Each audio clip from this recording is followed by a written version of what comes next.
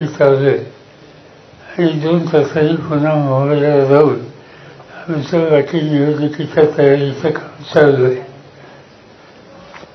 सगळ्या तालुक्यातून सिनियर स्वातंत्र्य संबंधीची आस्था असली तरी त्यांना मला सांगावं लागलं की तुमचा माझ्याबद्दलचा आग्रह किंवा सिनियर स्वातंत्र्याबद्दलचा आग्रह हा विचार तुम्ही डोक्यातनं काढा. मला राज्याच्या बाहेरही निवडणुकीच्या प्रचारासाठी जावं लागेल आणि अशा स्थितीमध्ये आणखी मी जबाबदारी आता घेऊ शकत नाही. त्यामुळे तो विषय आता संपला. त्यानंतर काय करावं या संबंधी सगळ्या तालुक्यातल्या कार्यकर्त्यांच्या मनाचा कानोसा आम्ही घेतलेला आहे. 2-3 आमच्या सहकाऱ्यांची नावं ही इथल्या सगळ्या सहकाऱ्यांनी सुचवलं आहे.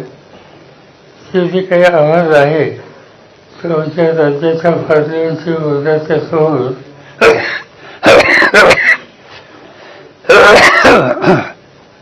आज संध्याकाळच्या बैठकीमध्ये ही देईन आणि नंतर त्याच्यावर तिथे विचारविनिमय केला जाईल. ही निवडणुकीच्या कृतीची स्थिती आहे. पण कोणकोणती नावं अजून या बैठकीत चर्चेतून पुढे आलेली आहेत? तर तुम्हाला सगळं माहिती आहे. कशाला विचार तरी पण अधिकृत तुमच्याकडून नावं समजली की बाबा हे नावं जी आली त्याच्यामध्ये शशिकांत शिंदे, बाळासाहेब पाटील, सुनील माने, सत्यजित पाटणकर, हां सत्यजित पाटील, बाळासाहेब पाटील, शशिकांत, सुनील, सत्यजित आणि सिनियर पाटील ही नावं आली. यापूर्वी सुद्धा आपण असं सांगितलं होतं की कुठं अन्याय होत असेल, कुठं अत्याचार होत असेल तर सातारा जिल्ह्यातून उठाव केला जातो. तसं आज आपण ह्या लोकसभा निवडणुकीच्या पार्श्वभूमीवर काय उठाव करणार आहात, काय घोषणा करणार आहात? असं आहे की आमची फार्मची वर्गाची मीटिंग चालू आहे. 1 नंबर 2 ही निवडणूक वेगळ्या पद्धतीनं आवाज घालायची.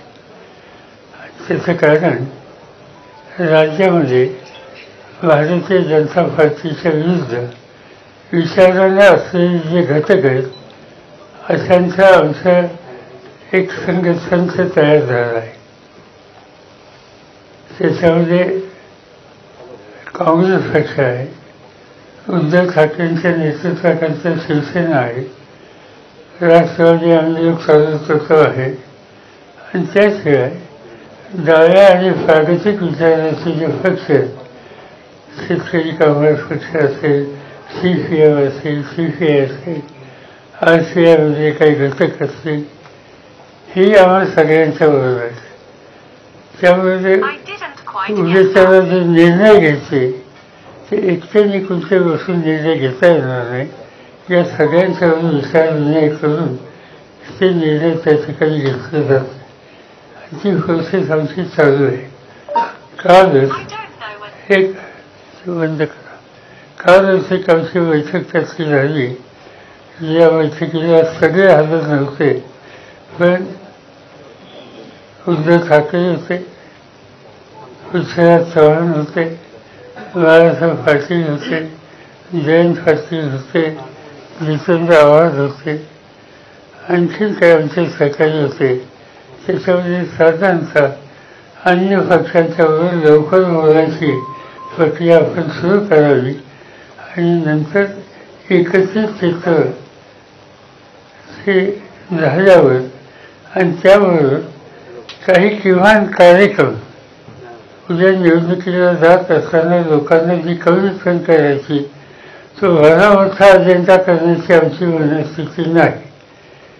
5 ते 7 महत्त्वाचे आयटम जे सामान्य माणसाच्या दृष्टीने अत्यंत महत्त्वाचे, शेतकऱ्यांच्या दृष्टीने आहेत, बेरोजगार तरुणांच्या दृष्टीने आहेत, असे काही करून त्याच्यावर एक आपला हा कार्यक्रम तयार करून तो लोकांच्या समोर मांडावा असा विचार त्याचा झाला.